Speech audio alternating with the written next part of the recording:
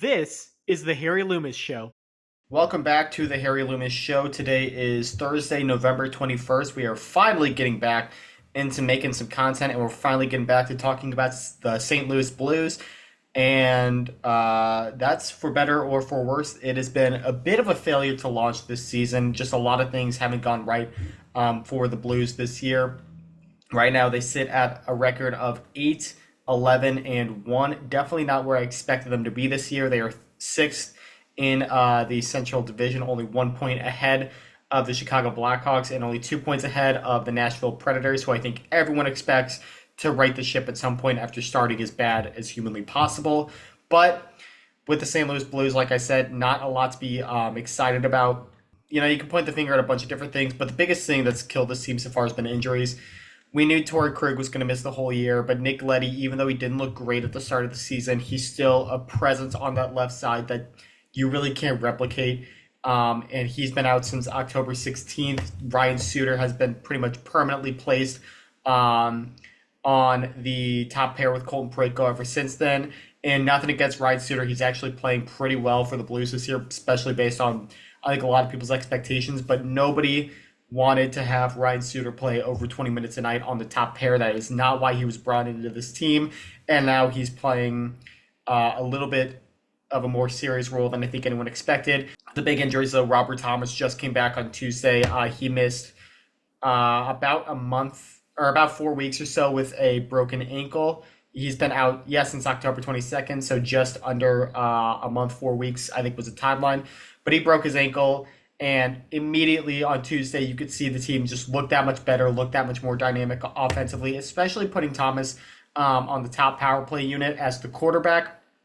I think that makes all the sense in the world to Thomas. He is known as a playmaker. He is one of the best passers, one of the best puck distributors in the National Hockey League. So putting him at the blue line, Justin Falk on one side for one-timer, Pavel Buchnevich on the other, Jake Neighbors block in front of the net, burying the rebounds like he did, getting a net front goal on Tuesday. I think that's the recipe for success. Obviously, having Jordan Kyrou in the middle as well. Hopefully, starts to bear fruit for an offense that has only scored 49 goals this year, which is 22nd of 32 teams in the NHL. They need offense badly, and Robert Thomas is, you could just see him on Tuesday. He's just so clearly the best player on the team in general, let alone on the offensive side. He's so much more dynamic. He just opens up so many more things for the Blues, and they clearly missed him big time, even though they lost on Tuesday. The other injury that's been killing the Blues has been Philip Broberg, which really sucked to see because Broberg was playing incredible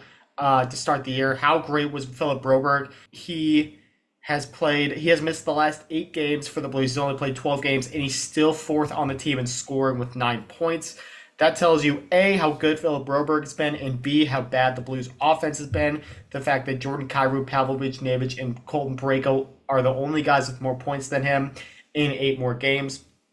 But Broberg, when he went down against the Leafs, getting tangled up with Mitch Marner, I really thought it was going to be season ending. I did not like the look of that one bit. That was back on November 2nd.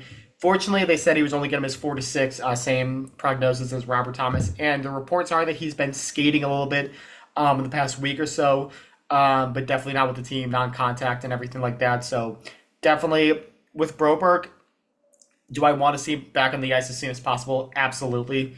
He's quickly became one of my favorite players on the team. He quickly became one of the most dynamic defensemen that the Blues had, and you could tell that his presence is missed. But we're talking about a 23-year-old player who's battled injuries before and has had some struggles in his career. You are not in a position where you need to rush him back at all. I think if he takes the full 6 weeks, but he comes back at 100%, isn't gun shy about his knee, comes back to being the Philip Broberg that we got the first 12 games of the season, no problems whatsoever. But we'll see how he continues to progress. Thomas came back faster than expected, so who knows what could happen with Philip Broberg as well. But they need anything they can get. Not only is the scoring 26 out of 32, the goals against is also 26 out of 32. They've given up 69 in 20 games this season. You can kind of point the finger at a bunch of different things. The defense has taken a step back from last year. So has the goaltending. Both Joel Hofer and Jordan Binnington have sub 900 save percentages. Hofer is an 893 in 6 games. Binnington in 14 starts is an 887, which is not at all what we were hoping for coming into the season after both of them put up a 913 last season. Binnington was, I thought, should have gotten some top 5 Vezina votes, in my opinion. Neither one of them is playing like a number one right now, but it doesn't help that the defense just hasn't been performing. Like I said, they've been ravaged by injuries. Suter's now in the first pair. Letty's hurt. Broberg's hurt. P.O. Joseph has also missed time. The only really bright spot I would say out of the defense has been, besides Broberg, I would say Scott Perunovic. He had a rough start to the season, but the past couple games, he's been pretty much cemented in that third pair, mostly with Matthew Kessel. But he looks like he's just getting more and more confident every single game. He finally got that first NHL goal. He scored another one Tuesday against Minnesota, his hometown team, which was good to see. But he just seems like a guy that you just need to play him every single night on that third pair and just let him continue to get more and more comfortable. Like I said, this team right now, I said they should make the playoffs before the season. Right now, I don't know if that's a possibility. I definitely don't think it's likely. Unless some things change drastically in the next month or so, this team will not be in the playoffs. It's that simple. So you need to keep playing Scott Perunovic every single game and just let him continue to develop, let him continue to have that confidence, keep him. I would say put him on the second power play. He's a good offensive defenseman. I think having a quarterback that second power play could bear some fruit in the future. But that's just kind of the state of the team right now. It's been a bit of a failure to launch, especially in the offensive side. Just looking at some guys.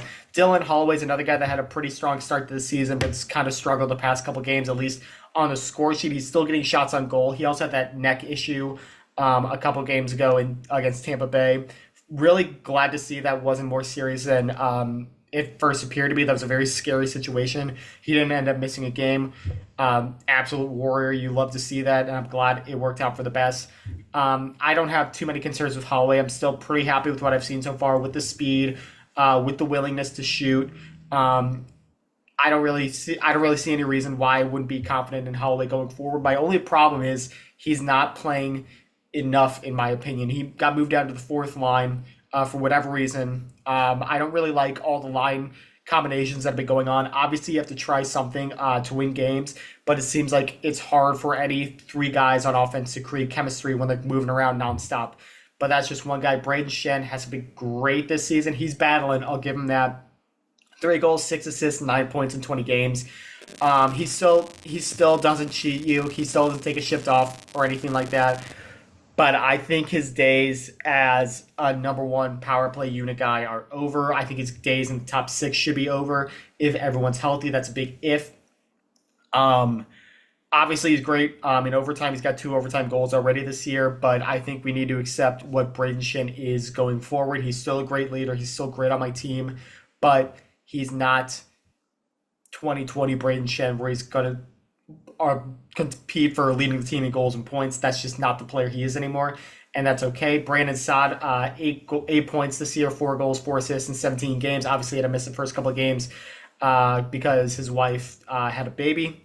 Saad, kind of the same thing. He hasn't been bad. He's just not a guy that has generated a bunch of offense on his own with the Blues. He's really been able to capitalize when he's had good line mates, and you saw that earlier in the year. He was playing a little bit with Jordan Kyrou and Robert Thomas. That game, Thomas broke his ankle and he scored 2 goals. He scored in 2 games. Both of them were 2-goal performances. I think the other one was Buffalo. So Saad's always due for a hot streak around December, January. So we'll see if that comes later on in the next few weeks or so. One guy that's really been frustrating, not necessarily his play, but his position with the team is Zach Bolduc. I thought Bolduc should have been an everyday player this year. He didn't have the best camp, didn't start first game of the season, which is fine. But given where the team is at right now, you have a 20... Is Bolduc even 21? I think he's 21. You have a 21-year-old player in Zach Bolduc who showed flashes last year of being a regular NHL player. He had the offense. He was responsible both sides of the puck. He was physical. That's a guy that you need to be continuing to grow, continuing to let develop, playing him every single day. He's been a healthy scratch 5 times this year, has not played a single second in Springfield. I don't know what we're doing with him because The frustrating part for me is Dalibor Dvorsky, okay?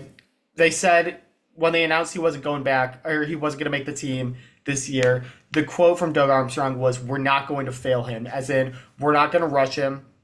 We're not going to make him play in the NHL when he's not ready. We're not going to move him back and forth. We're not going to mess with his development, his confidence like that, which is good. Dalibor Dvorsky is arguably the Blues' best prospect, top 10 pick. You have to get him right. But where is that for Zach Bolduc? Bolduc was, what, a 16th overall pick? Pretty close to a top 10. Played well when he played in the NHL last year. Still a young guy on a young team. Where is that sentiment for Bolduc? I want Bolduc in the NHL, but if you're not going to play him every day, if you're not going to play him in the role he should be, put him in the AHL. Have him play with Dvorsky. Have him play in that top six. Rack up a bunch of goals. Get some swagger in his game. Then bring him back up to the NHL and have him just be cemented in your lineup. I don't understand what they're trying to do with Bolduc, but it's frustrating to see. The worst thing that a young player can have happen to him is just to have him not play any games. And Bolduc being a healthy scratch right now does not make any sense for the betterment of this team. So I hope that's a situation that gets figured out soon. But speaking of situations that I hope get figured out soon, we have to talk about the coach. I don't have a huge problem with Drew Bannister. I wasn't too mad when he got named when he got the interim tag taken off of him this year. He had a pretty strong second half to the season last year. After Berube got fired, Bannister went 30-19-5, got the team close to a playoff spot, just didn't have enough mustard at the end of the year. That's fine. It feels like Davis Payne to me, man. I don't like saying that, but this just kind of feels like an in-between punt year for whatever reason. At least now it does, given the fact that the team is not off to a good start and there's not a lot of prospects for it to magically turn around and for the Blues to become, a 95, 97 point team battling for a wild card. I just don't see that happening this year. But Bannister, people have their thoughts on him. A lot of people aren't that confident in him going forward. Some of the quotes that he says post-game media availability can sometimes bug me the wrong way. Not necessarily anything like personally says or anything like that, but it's more the fact of it sometimes feels like he's a little bit too positive. You know what I mean? Like Tuesday, he said that he thought that the Blues did some good things against the Wild. Yeah, they did, but they still lost 4-2 to a divisional rival. I need a little bit more accountability out of my coaches. I don't always need to see the sunny side up, if you understand what I'm saying. But the reason why Drew Bannister's seat seems to be heating up now is because of what happened with Boston. The Bruins have just fired Jim Montgomery on Tuesday, one of the best coaches in the NHL, in my opinion, and a guy that has St. Louis Blues ties. He was the assistant coach, I believe, in 2021 and 2022. The power play was fantastic, and he was really well. He did really well on the defensive side of things, too. You have to remember 21-22 was the year the Blues had, I think, 109 points. Gave the Avalanche everything they could handle in the second round. If they win that series, there's a good chance the Blues win the Stanley Cup. And then after that year, he went to Boston, where in 2 and 3rd years, he compiled a record of 120 wins, 41 losses, 23 overtime losses for a .715 points percentage, and he got fired. He won a Jack Adams Trophy in 22-23, had the most wins in a season in NHL history in his first year, and got fired. Doug Armstrong needs to pick up the phone. Again, nothing against Drew Bannister, but if you need a coach to right the ship, to get over the hump, that knows the Blues, that knows Doug Armstrong, that knows the players, specifically guys like Pavel Buchnevich, Jordan Kyrou, and Robert Thomas, get Jim Montgomery. He is the best possible coach for this team, and it's not going to be long until someone else realizes that and they poach him away. It's rare for coaches to get fired mid-season and then get hired again mid-season before too big of a gap. Yes, it's rare, but it happens. Claude Julien with the Bruins in 2017, he got fired around February before the season ended. He was coaching the Montreal Canadiens, leading them into the playoffs. Didn't go very well, but still happened. Bruce Boudreau, same thing, got fired from the Washington Capitals in 2011-12, and about 3 days later, he got hired as the Anaheim Ducks' new head coach. Didn't make the playoffs that year, but he stayed there until 2015-16. This can happen, and with how many coaches are getting fired mid-season all of a sudden, coaches are getting fired at a faster rate, I think, than ever before.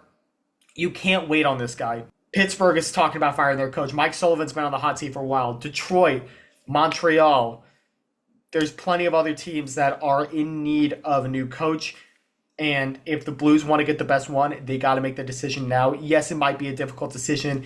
It would definitely involve Drew Bannister getting the short end of the stick. But at the end of the day, the NHL hockey is a business, and this would be the best move for the Blues in terms of business. I want to know what you guys think. What are your thoughts on the team so far this year? Who are some of your most impressive players? Who are some of your more disappointing players? What did the Blues do with Drew Bannister? Should they try to get Jim Montgomery? Should they do it now? Should they do it later? Let me know anything you guys have to say. We're going to be back talking about the Blues here pretty soon. Once again, thank you guys for watching. We'll see you again soon. This is the Harry Loomis Show.